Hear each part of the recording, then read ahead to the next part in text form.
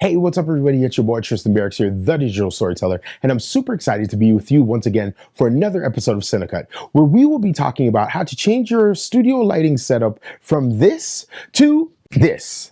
Are you ready? I'm ready. Let's go. Woo!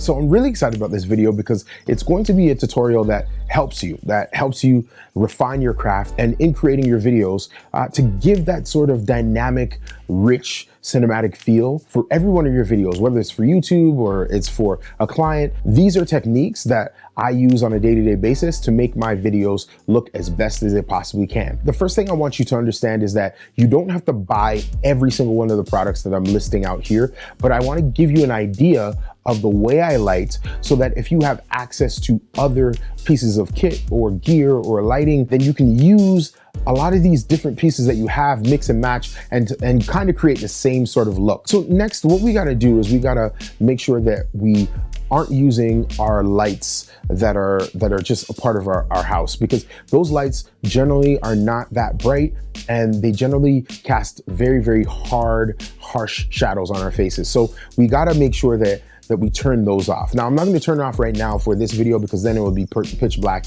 and it would defeat the purpose. Now, in this case, I have a LED spotlight that I purchased from Amazon. The links and descriptions will be in the comment section below. I picked up this light for about 130 bucks, 140 bucks on Amazon. It's a really, really nice light. I'm gonna turn it on, but if you don't have this type of light, there are a lot of different options. This is an option right here, the Aperture 120D Mark I. This is a little bit more expensive, but it's a really, really great key light. It's just a very versatile light. I would definitely recommend this, but if you don't have the money for this particular type of light, then this LED light that I have up here rivals the brightness of the Aperture 120D. The build quality is not as good, but it's inexpensive and it works. So we're gonna turn that on right now. Give me a second here. So now that I have this key light on, it's a nice sort of even light source. I have a softbox on here. I think it's like a octobox, and it has double diffusion, so it's really, really diffused light.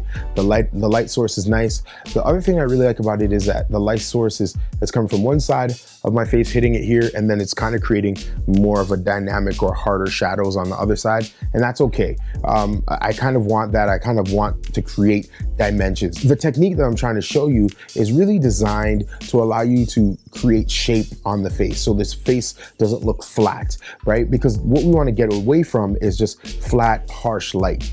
The next thing that we're going to do is we're actually going to light up our background. The reason why we want to light up our background is because we want to separate myself from the background. The only difference between me and the background is that the background is a brighter color than I am. So again, that brings a little bit of separation, but we really want to make myself separate from the backdrop. So the way we're going to do that is we're actually going to use a backlight or background light. Now that background light can be anything. It can be, it could be a lampshade or a lamp. In this case, I just used a Home Depot clamp light, and I clamped it onto one of my light stands, and I'm gonna switch that on now and we'll see what that looks like now. So this is how the backdrop looks now, and as you can see, there's a little bit of a haloing effect around my body, so that makes me separate or pop out a little bit more from the backdrop. If you look at that in relationship to how it was without the light on, I really was just kind of like a part of the background, right? There was no sort of dimension between, the background and myself, but adding that extra little bit of separation by using this light actually allows me to stand out as in the foreground in terms of being able to be the main focal point for the viewer. That being said, we have our key light, right? We have our background light.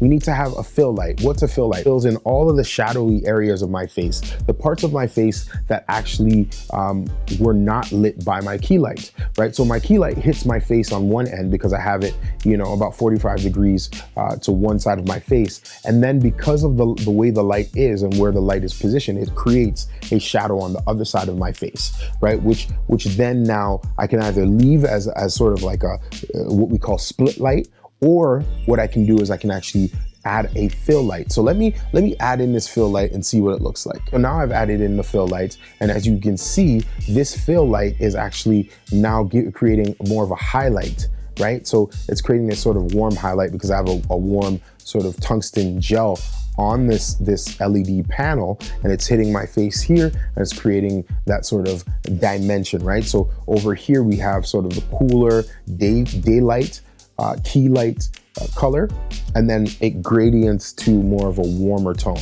I could go even more deeper and more elaborate and add in hair lights and other things like that, but this is sort of the setup that you would use, and you can get really dynamic with it, really creative with it. You could add another bounce over on this side of my face, or maybe not a bounce, but you could use like a black cloth or a black board to really cut down the light on this side of my face. So then it's really just concentrated like on the middle to here for key light, and then the fill lights filling up the side of my face. So there are a lot of different ways that you can do it, but this is pretty much the setup. So what I'm gonna do right now is I'm gonna show you exactly how everything looks step by step by step, and then you can actually screenshot it or try it out yourself. So check this out.